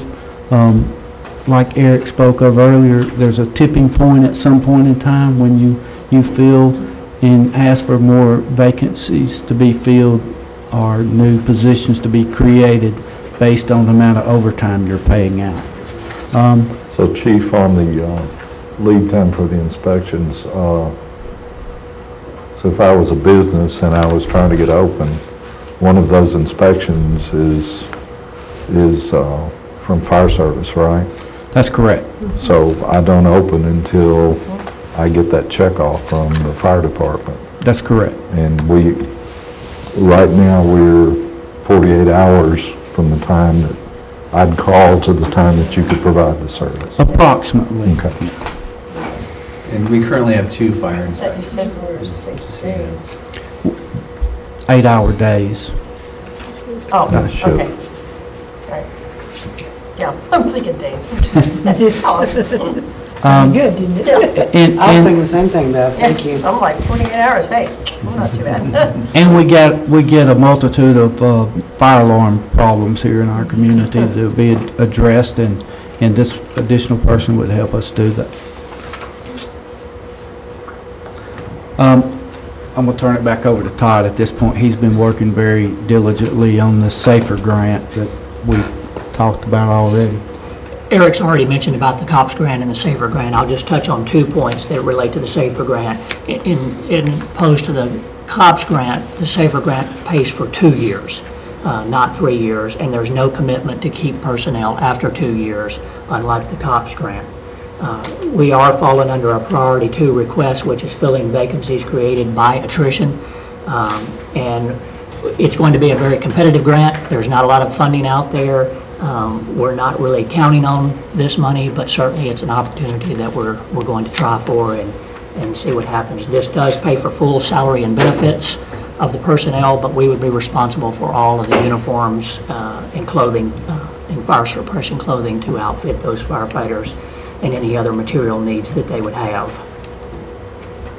Video conferencing, you're familiar with video conferencing. We implemented in 2009 from all 6 of our fire stations, connecting them with downtown and with our training center. It limits the number of times a class must be taught and allows apparatus and manpower to remain available in their district for a response, which has drastically reduced our fuel cost, which we want to highlight in the next slide. As you can see, back in 2007 and 2008, we were upwards of 35,000 gallons of fuel being consumed. By implementation mainly of our video conferencing system, we reduced by 13.5% our fuel cost, which was about 5,000 gallons. In 2010, you see there was a slight increase of 1.2. We attribute that mainly to the flood, again, where our apparatus ran practically nonstop for 3 days. And then we were able to manage in an additional 6% reduction in 2011. We believe, just as the police department has stated, that we have just about done everything that we can foresee to reduce our budget, and especially in the fuel area, but it doesn't mean that we stop looking for ways. That would be the Russ's slide of the night. Favorite slide of the night, just so you know. We're proud of it, I can tell you. Unfortunately, fleet maintenance is a different story. We had budgeted $145,000 in 2012 for fleet maintenance, and we budgeted that number with the anticipation that we were going to have a fleet facility that was going to be able to meet our needs. Unfortunately, that didn't pan out, and we are projected to hit $260,000 in this budget year, which is a 45% increase. Okay, so what does this all include? This fleet maintenance? Fleet maintenance is the maintenance on every vehicle that the fire department So owns. We're talking trucks, we're talking cars, we're talking everything. Right. So, That's And one of correct. the driving reasons behind the facility that we're doing, the Public Works, Consolidated Public Works facility, is to provide space, room to really work, because we've got mechanic staff that can work on virtually all of your equipment. Is Right. there anything we can't No, and that's do what at this point? that's what I wanted to stress. Yeah, go ahead. It's not that our people aren't capable. It's the facility doesn't allow for the raising of our vehicles and the doing some of the expertise work that has to be done in the air, as well as the staff. There's just not enough staff to go around to meet the constant demand that's being placed on the fleet division. So we're hopeful that with the addition of the fleet maintenance facility and potentially some additional personnel, that we can bring this cost back down probably well below the $145,000, because we're paying upwards of $90 an hour when we sub that out, as opposed to roughly $22 or $3 an hour when we do it in-house, not to mention fuel cost and downtime when we take it, because we have to take it basically to Nashville or the Smyrna area to get all of this work. And it's 6 miles to the gallon for some of our smaller apparatus and 3 miles to the gallon for our larger apparatus. Those costs really inflate the budget in numerous different areas. so is fleet maintenance our highest priority to get in? The first priority is to get the operations that are on the hill into the new facility. That's the first group, first wave. I would say that we have also budgeted 2013 for the same amount of dollars as is anticipated, because we just quite frankly don't believe that we can get fleet up and running within the year in order to substantially reduce that cost. But you should see a decrease in the 2014 and 15. What's our date, our future projection date? What's our future projection date for moving into the fleet maintenance building? Just getting in the Yeah, just the getting site. in the door and starting to operate. A year? I don't have a have specific plans one, yet. 18 months probably. Sometime within 18 months. Right. We just hired the design people. Yeah, we Yeah, got, right. so But I was thinking it's at least a year. we'll know a little more. Yeah, it's at least a Okay, year. I would so- say to be, We're just- my general estimate is around 18 months right now. If we can do better, great, but it's just going to take some time to do what we got to do. Oh, yeah. Capital equipment this year accounts for 13% of our budget request. We have a $60,000 down payment in this current fiscal year that we're approaching for the replacement of Rescue 3. As you all know, that we're currently in the process of receiving bids for the replacement of our 3 rescue chassis with new chassis that can later, if necessary, be converted to ambulance bodies. And so we're gearing up for the fact that we will not have 3 rescues operational in the city to the same level that they're able to now. So we're looking at replacing that with a single heavy rescue that's capable of carrying additional equipment to meet that need that we have throughout the city. So the balance of that will be funded in the FY14. That will come out of the general fund because it's a replacement and not an additional piece of equipment. 3 additional LifePak monitors are also requested in FY13 at $75,000. This is to hopefully give additional paramedic responses out of the stations. Right now, 1 piece of equipment from each of the 6 stations provide paramedic care. We would like to increase that, especially for the stations 1, 2, and 3, where you've seen where our busiest call volumes. We would like both pieces of equipment to have that capability. 1 staff vehicle request, right now it's in the capital equipment just because we don't know, it's so close to the borderline between operations and capital, we wanted you to be able to see that firsthand. Ladder 5's down payment is budgeted in your forecasted for FY15 at $80,000. In Tower 1, I probably should have included that in FY16, which is not part of your projection, but I at least want you to see that it is out there on the drawing board to have a down payment. That will likely fall in FY16 as opposed to 15, but the budget numbers that you show have it in 15. Some of our sustainability issues, we continue with the paper recycling and plastics recycling throughout the department. We continue to try to use LED lighting when we have lightings that need to be replaced. We continue to try to reduce paper and ink reduction through electronic document creation and workflow, and we continue to look for opportunities to place timers at the stations where people are not occupied, lights don't stay on all the time. And we also have talked before about the refurbishment of apparatus where possible. And when we get to the Ladder 5 down payment as one example, that's where we hope to harness the ladder, the aerial ladder, off of the existing truck and place under a new chassis, which will save us about $115,000 of the purchase of the new truck.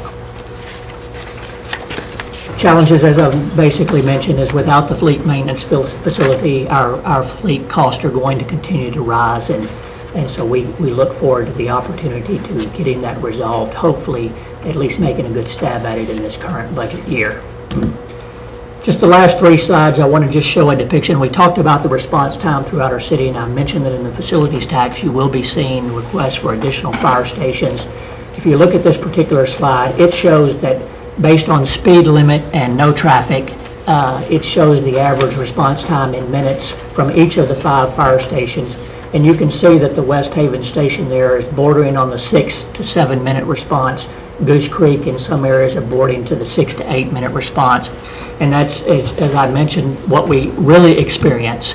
You can see that if you added about 3 minutes to each one of those numbers, what that would be.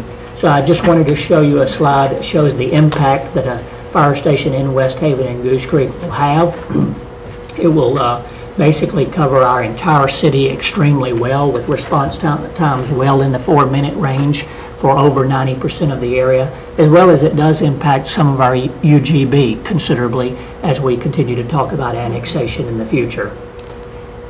This just shows the caption of West Haven blown up. All of the areas that are highlighted blue are actually residences that were in place at this particular time that I took this slide. This slide is about 1.5 years old. But I want you to see that the impact does not just affect the West Haven area. All of the houses that are highlighted blue in those areas would also be protected as the first-in unit by the West Haven station, taking some additional load off of Station 1.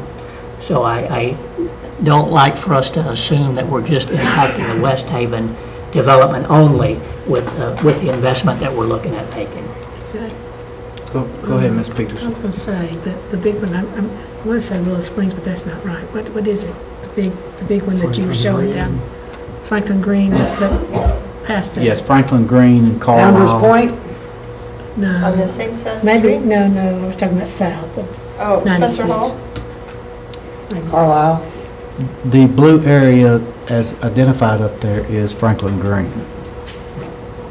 Oh, Founder's okay. Point is right Thank right you. Yeah, it's there. across, it's, Founder's Point is there, and so even though it's not, even though it would likely not be in West Haven's first response Because that district, other, yeah. the support personnel would arrive much faster than if it had to come from the Fieldstone Farms area or from Station 2 area. And you've got the new development out there right in front of Willow Springs as well, whatever that's called, right there on Willow Springs Boulevard. So you've got more housing. Barclay. Barclay Place, Barclay. that just came online here in the last few years, so we've got more housing there as well that wasn't there 2 years ago. That ends our presentation. We're happy to answer any questions that you may have. Let's see, Oh, you mentioned lights, timers in the stations when people aren't using. One of the beefs I have, and I don't know if this is true for all the other stations, the station over there in Cool Springs, the newest one we've had, there is not sufficient lighting on the outside of that station. And I think it's very important. I've asked about this before, and it's really just never happened. And it's going to take a little bit of money to possibly put some lighting, but we need some landscape lighting to uplight the building, or we need a light outside of some sort. It is so dark at night, and when people are driving down a road, sometimes you know there's an emergency.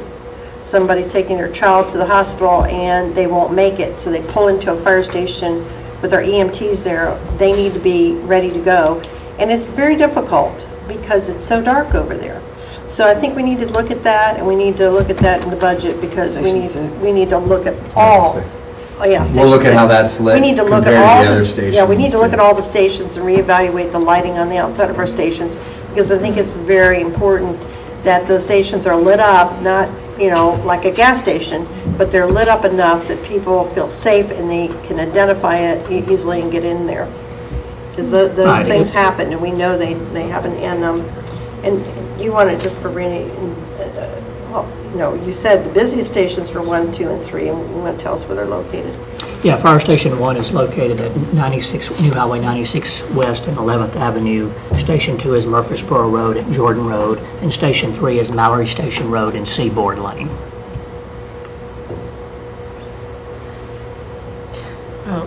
I'd like to get a copy of your presentation sent to us too, please. Yes, ma'am. We'll make sure you get all of them. And we'll get them out to the whole board. Great job. Thank you. Good job, Bill. Thank you very much. And number 8 is the budget presentation by Parks. I guess I'll let you. I don't think I'm going to need it.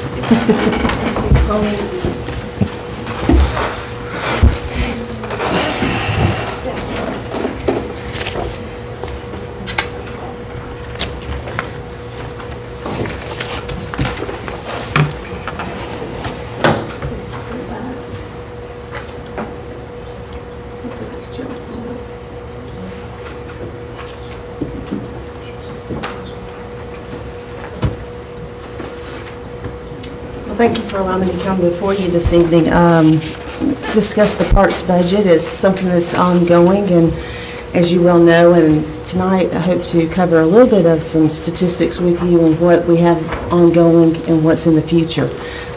We have tried to plan out for 2014 and 15, but a lot, as you see with a lot of park projects, you see within the CIP. And I believe as we go through the CIP, one of the things that we've talked about is developing some new pages within the CIP for the upcoming years of hitting 14, 15, 16, and even through 18, as far as when hotel and motel tax pay down the debt on Eastern Flank and Harlansdale.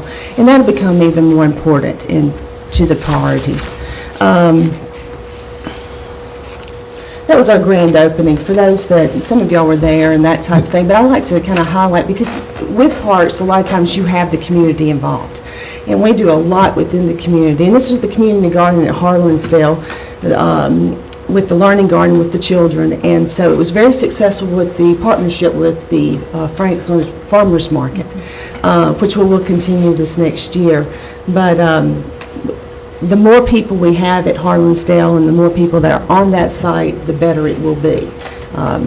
As we always say, that is also a safety thing and also very much a positive thing in the overall park system. Our significant accomplishments this year, I want to just hit 3. You have in your packet several others that we do benchmark. But one of the things I want to talk about is we opened up our second dog park basically on the east side of town, and that's been very successful. Dog parks seem to be coming on board, and we get a lot of requests, but we are very much proud of opening up Freedom Run. We also had Family Day at Harlansdale that averages over 1,700 people a year, and that was always such a great thing. We were able to partner this year with Franklin with Franklin Tomorrow that had the Friends of the Parks. And so having the horses and having that come back to Harlansdale was very important for the community. We had a great turnout, and we'll continue to plan that. That's a free event that this community is able to provide. And a lot of people really like it a lot. Oh, and it's just great, and Anna Schufert under her leadership, and along with it takes our entire staff to do that day, but it is well worth it, well worth it. Before I mention Kevin Lindsay, our facility superintendent, and Anna Schufert, our Parks and Recreation superintendent, are here tonight. I wasn't sure if I might be here or may not. And so they have really stepped up this year to assist with the budget and be able to provide those challenges and opportunities for us as we go through. So I just want to make sure that they get a thank you for that. Parks recycling, we work with solid waste quite a bit. And one of the things that we didn't start that program, we do a lot of recycling in the parks, but we started late in the year with the Blue Bag program. So we only had 69 in 2010, but we were able to jump, and we've actually established permanent blue bag areas within our park system that we want to continue to do. So we had 233 this past year. A lot of times with tournaments, you would think we'd have more, but a lot of times it gets contaminated. You have to contribute that to the general public, and so there's a lot we have to throw out. We probably could double that. So through education and through what Becky is doing and what Melissa is doing through our Facebook, we'll continue, but we are asked about that constantly. And so we're glad to be able to do that, and that is a major goal for us. The budget revenue, as far as 2010, Todd mentioned the flood. It did affect all of us. It affected us all in 2010. And we have a lot of events within the park system. Our revenues were at $29,000 last year, but in 2011, we had around a little over $50,000. We conceive that will continue to grow as we have more special events. We also have facility rentals. We've done major renovations at Eastern Flank, and so we're seeing those type of events. One of the things I like to also mention is private recreation. We partner a lot of times with businesses such as Nissan, Primus, different ones that even TVA came in this past year at Fieldstone, and they like to have those community picnics with their companies. We have opportunities to do that more and more at Harlansdale as opportunities grow with power and accessibility. So you can see where that should continue to grow. It also has the opportunity that we are presenting this year as a goal of ours to have a section within our ordinance section for just parks. Because of permitting, you have a lot of film permits that come through, you have special events, you have all types of things that may happen. So we want to be able to provide that, but also you can see where that can also be a revenue stream for us within the park system. The next slide, this was talked quite a bit about within our meeting with the city administrators. One of the things that we do is we benchmark. We belong to the National Parks and Recreation Association. Basically, they have around 3,000 communities within that association. All parks and recreation of city and county are involved. And over the last 10 years, they've really benchmarked to where approximately 6 acres per 1,000 is really what a community needs. If you're looking at it, the quality of life issue is really what I'm talking about. But I think it's important that our customers, your constituents know that we are above that. And I thought it might be interesting. We put this in every year. Within the park system, we have 704 acres. And so we're at 11.2.8 if you use the new census number of the 62,000. And so we're well above basically or twice as much. But I thought I'd take it a step further and just look at within the city limits itself. And with the help from our MIT and our GIS division within the MIT department, we've been able to take a look at Williamson County Parks and Recreation. And we try not to duplicate services with that particular agency. And so you're looking at not only open space, athletic fields, but you're also looking at fitness centers, swimming pools, skate parks, all the different publicly owned. Now, what this doesn't encompass is the private. So with Williamson County, they have basically 154 acres. And then you also look at the school system within the city limits. A lot of times we will partner with, Williamson County does, we share fields, we share with other organizations such as Franklin Baseball or football or cross or soccer. You'll see them in the evenings and stuff.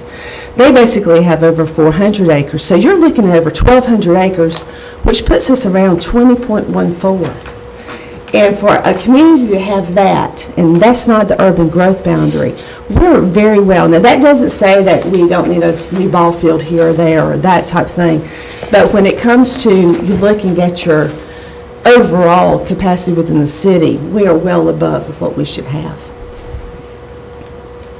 So the focus is You can developing make that what we back have to meet our needs the best we can. We don't lack the volume. We need to continue to make it match up with what the needs are of the community. Excuse me. Okay, so I can't distinguish through this. Oh, that's Williamson County. Yes, the green is 2.6. 2.46. So you layer them together. You layer them together, Or and 6. 6.41 for the school system. Okay. And you can also send us this, too. Yes, ma'am. She's going to send us this. I know, I just want to You make. can have some wallpaper in your house. Yeah. I just found that really interesting. Buy She new sends- no, I mean, all cartridges. these, she's going to, they're going to send them on Right. to I us know, on I'm our just kidding, you email. can print them out and wallpaper. But I could. Yeah. I know, I would lay awake at night looking at this as well. So, She good with the stuff. figures, these sheets, Yeah, that's right. is what she Well, wants. I find this really helpful because when you send us these PowerPoints, I try to file them away, so that when I go to speak to HOAs, then, I pull this stuff out and take it with me a lot of times because people want to know different things, or I just, give tidbits of information too, so people are up on stuff. Well, a lot of times, even development, we work with the development community a lot, and you hear within the community, well, we don't have this, or we're so far beyond, underneath.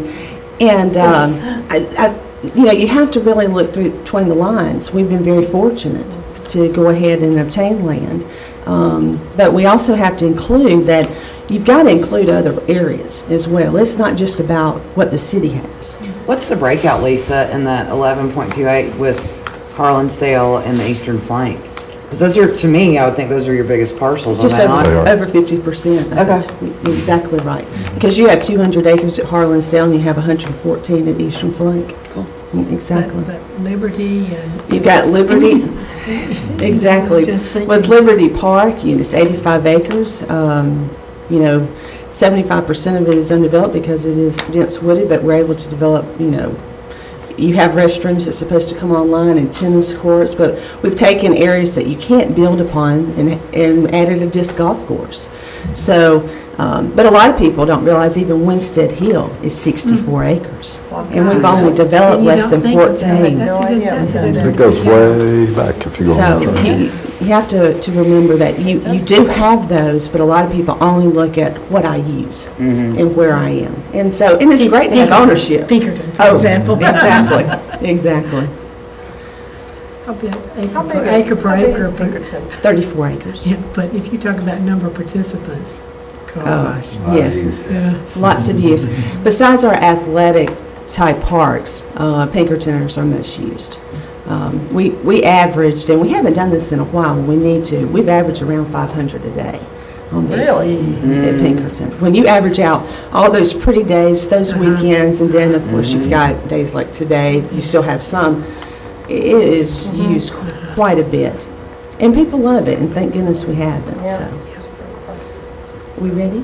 Yes, ma'am. I want to talk a little bit about the budget itself and in the next couple of slides. We currently have 33 full-time employees and 13 seasonal that will be coming on this fiscal year. We're requesting that be increased to 15. And we have 6 unfunded. Now, what you hear from unfunded from the other departments, usually it's full-time, but we include some of our seasonal in that as well. Because without seasonal, we couldn't function as a department. So it's a very important component. We're going to introduce, basically, you've got 4 positions, 2 of them being seasonal, 1 full-time, 2 full-time, is the programming coordinator position. When we have a program specialist who does, as well as the program coordinator within the department. But we did not fund because of, when we promoted within the department to the Parks and Recreation Superintendent position, we really only had 2 people doing all of the special events within the department. And all of you know who I'm talking about there. Now, she can do the job. She can do the job of 10. But She deserves a life, too. yes, she does. And it's interesting to know, so that when we take a look at but they don't only do special events. We've got pavilion rentals, we also rent Eastern Flank, you've got all of those different things. In 2010, you had 101, basically you had 188 facility rentals, but this year we had 101. So, give or take that. But where it's increased the most is through our special events. In 2010, we had 150. And we kind of look at the flood and what that kind of looked at. And this also includes some athletic events as well. In 2011, we had 213. And so with the increase in that, you're looking at, overall, you had 314 events, which equals out to be around 624 hours for personnel. And now we all are kind of coming in and helping with that. But we need to establish that position, reinstate it within the department, and have that, because we just feel as it's going to continue to increase with the special events that we have, and they should, which justifies that. The other is the landscaping worker position. We have a landscaping division within the department. What's going to come on board within this next year is 3rd Avenue North is completed. One of the things that we have met with under Vernon's leadership is with the street department and parks. Since Bicentennial, that will be the staging area, but we're already beginning to work and have a plan in-house to go ahead and open that up for open space. Well, you're looking at around 16 acres just at Bicentennial. Well, when 3rd Avenue North comes through with streetscape, Joe York will relinquish that to parks, and we will then take over the 2 cemeteries, all of the 3rd Avenue North streetscape, and then all of Bicentennial. So you're looking at over 30 acres just in one area. We also now have, last year, mid-year, we took all of the Rebel Meadows areas from Matt Catcher that we have obtained, and we maintain that as well. That has put some hardship on, that's where some overtime a lot of overtime has come into play as well. So you can see where positioning or having that person, now we're not proposing until they come on till half a year, about a year from now, February 13, but you can see where that would play a part in that, to establish those programs. And then seasonal, that also plays a part, again, with those facilities in that acreage. You're looking at a facilities person, this is the people who clean our parks and our restrooms and does overall. They also work the weekends. In March to November, we go 7 days a week. And so we have to have someone here on Saturday and Sundays, and even at nights, depending on what's taking place. So the grounds and facilities will take those areas, which we do not have to put full time on the weekend. They're able to be here.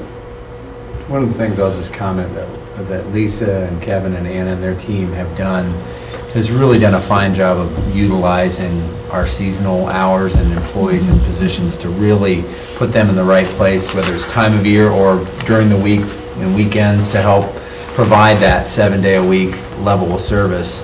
And you just look at how they've done that. They've done a masterful job of really kind of putting those in the right places to help us make the most of our staffing opportunities, and at least just looking at the continued expansion of need and how you meet that. And I think that's the other piece that you're trying to look at from a recommendation standpoint. Exactly, and thank you, Eric. And we try to go a step further. Anytime we obtain new property, just as we did with Harlansdale, this area here, we take a look at what a private enterprise would do. So we took several quotes from lawn services throughout. What would it take for you to do? What would it cost the city? And basically, you're looking around $32,000 a year to maintain this, where we can hire someone for less than that. Now, granted, but it's going to be an ongoing cost throughout. So with cemeteries and streetscape, you've got the irrigation, and of course, we'll utilize existing staff such as Todd, the arborist, for any type of those things. So I think that's real important that we take a look at, really, should we hire new or should we outsource it? I think we always have to take a look at that. Yeah, you have to take a look at the cost and weigh those together. Exactly. As far as capital, some of the things that I talk about, we've spoken with finance, and we'll take a look at the opportunities of utilizing some hotel motel tax of within these areas, especially with Harlansdale and Eastern Flank.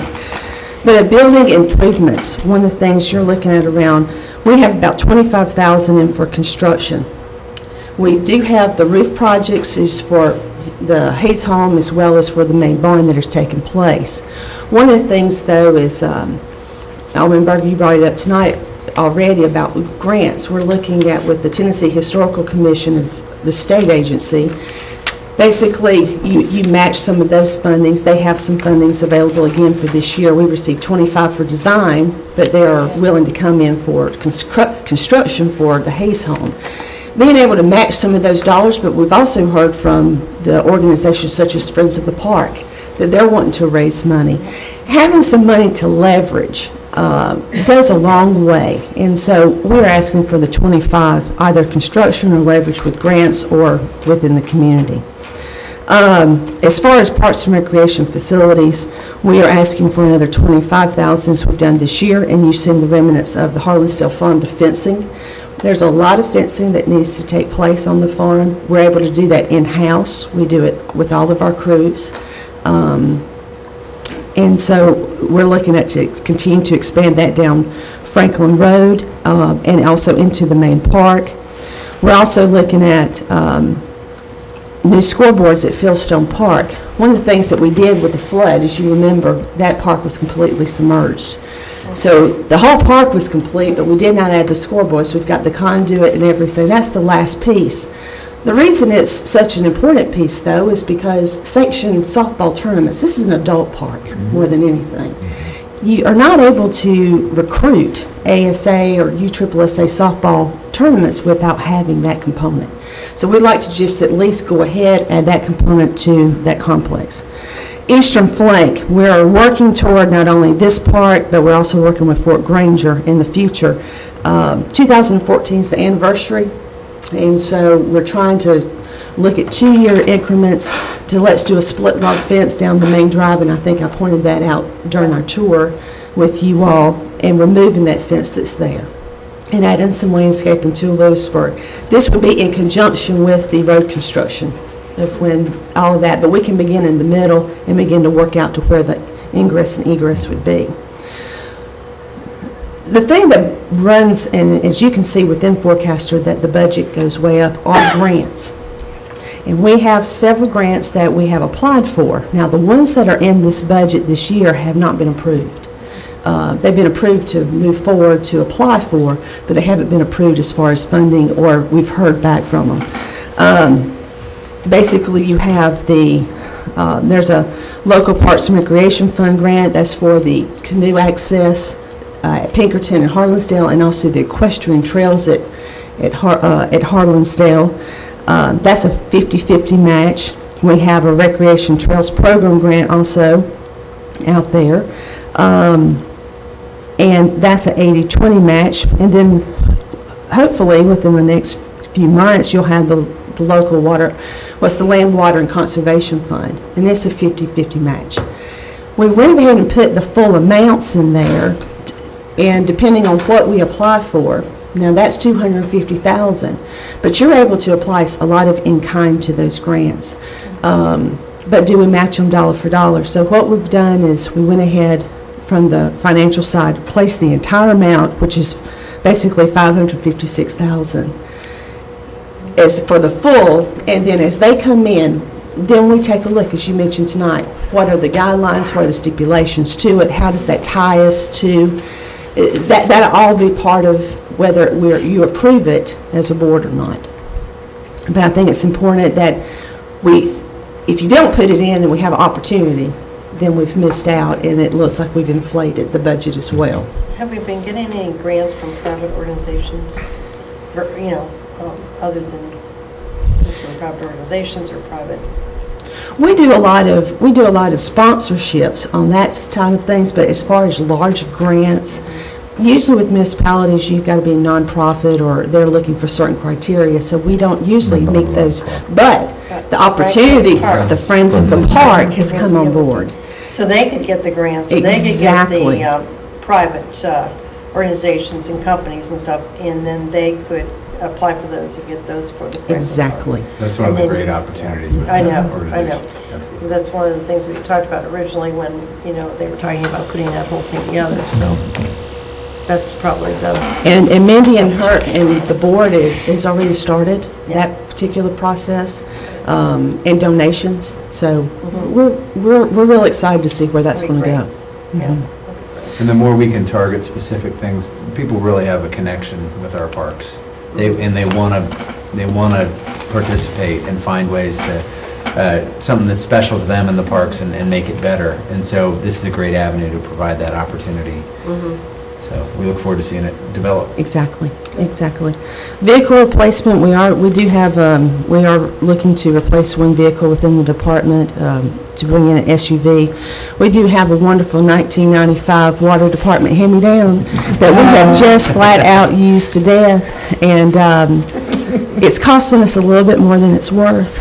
And so we have 5 vehicles within the department that was from the mid-90s. And so the goal over the next 5 years is we are basically turning those over and let's bring in some new. And we also tailor it to what it is. We had a forestry truck last year that's provided a lot of opportunities, not just for our department. We've used it at solid waste, streets, water. And so taking a look at that. What are the mileages on these things? Pretty... Some of them are low mileage because you only stay within town.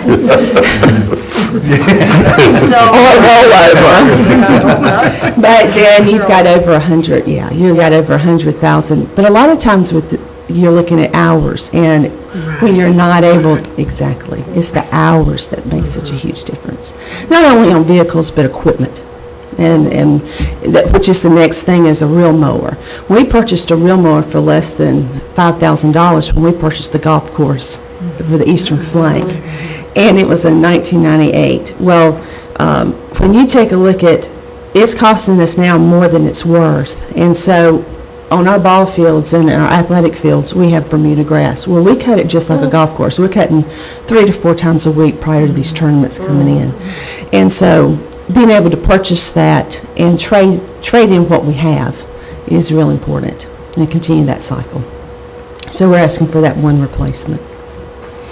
As far as the operations, that's capital. As far as operations, some of the things that the increase are some things that I want to bring to your attention within the budget. We've seen a major increase in utilities, around $38,000. A lot of that comes from our departments, our fellow departments have gone with enterprise, and we're beginning to charge. We're seeing water, which is potable water. We also use private entities such as Mallory Valley at Liberty Park on the east side. We have affluent water, and we have not been able to tap into all of those resources, but we do have that at Harlansdale. Solid Waste now begins to charge with the garbage. So all of those things begin to add up, and we just want to make sure that we're kind of ahead of the game, but at the same time, we'll work with the city administration to make sure that those numbers are correct as we go through it in the future projections. From contractual services, one of the things that an increase of around $16,000. This is with contractual services. You're looking at we get hit at Jim Warren and Pinkerton vandalism. And we have the opportunity now with fiber to add cameras. Thank heaven. And so our first park that we'd like to introduce this to would be Jim Warren. And you've got to add your base just as you would with any type of computer system, is really what these cameras are able to do. Once you add that, you can come out from that to add it to the different areas. So everywhere that's available, so the cameras at Jim Warren. For $16,000, as you may remember, it's only last month that we had over $10,000 worth of damage. Thank goodness we did receive a conviction, and we'll have some restitution. So we believe it'll be a great thing. Engineering drawing. This is just a $5,000 purchase, but I think it's important because of the way the eastern flank and you have the conservation easement. This is the kitchen that is currently there. Well, we're still able to rent the facility, but we need a staging area for our caterers. And this is not a full-blown commercial kitchen, but we do have to, because we've gutted it in-house, and we're able to do the work in-house, but we do have to have stamped drawing. So to have an engineer to make sure that the plumbing, the electrical, everything that we need, we request that we go ahead, and then we can move in-house to do the work. And then, of course, just around $1,000 or so for general engineering services, depending on if we receive a grant, and we've got to have something for supplemental, or if something comes up in the future that we're unsure of. Repair and maintenance services, we do have some the kiosk that we're going to be adding to the park system in Pinkerton and Harlinsdale, especially those high traffic areas. The ground maintenance. We're beginning to see wear and tear on the Harlinsdale Road itself of the trucks and the traffic that are coming through. And when especially, you have to remember, 4th of July, we put over 5,000 on the property. Well, can you imagine throughout the years as Cinco de Mayo's out there, and we had the reenactment. In the curves, you're beginning to see that asphalt just tear away. And so, even though if it was small, we could use our new infrared truck. Don't think Joe and I hadn't been looking at it. But we're just not able to with the mount. So we're taking a look at what that would cost would be and how to incorporate. So Is that like with the pea gravel? That is with the pea gravel.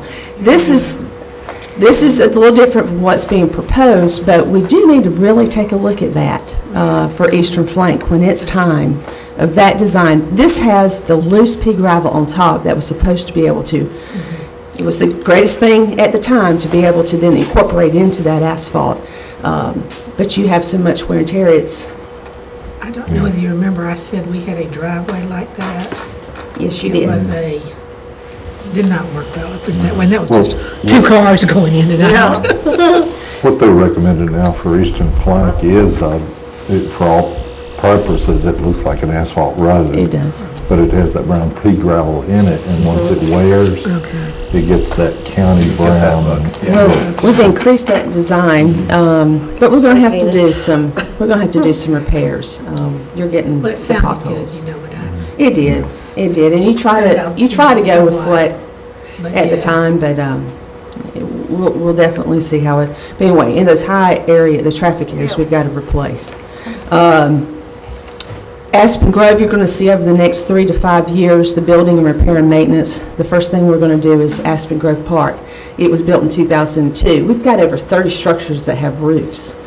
And in the park system, well, with the weather we've had over the last few years, we've patched and patched and patched. We've got to replace the roofs at Aspen Grove. Jim Warren will come next, the concession stands. And we're already doing it at Harlinsdale. So we have, each year we need to be able to put that in priority and what that needs to be. Yes, ma'am. Have we ever looked into possibly doing corporate sponsorships of some of our parks, like Aspen Grove, because it's sitting right in the middle of Cool Springs with all the companies around it? We have from corporate sponsorships or even naming rights. That's being evaluated. It very much is. You have to have something in order for them to provide. Right now, between the procurement process and not having an ordinance for that or a resolution established. So we currently have in a draft form, as part of the overall parks ordinance section, is to include those kind of things. And that plays a great key into whether we put it at the barn or we do something at a dog park or what it may be. I noticed that Wentwood and Mars. Exactly. There you go. I think we need to pursue that as much as possible and as quickly as possible. Keep that on the front burner, because I think there's some opportunities there. I'd be glad to work with you with the Aspen Grove and a couple of the other ones. And I think you ought to get the aldermen from the different wards to work with you with the certain companies around in that ward. And, you know, other entities. Exactly.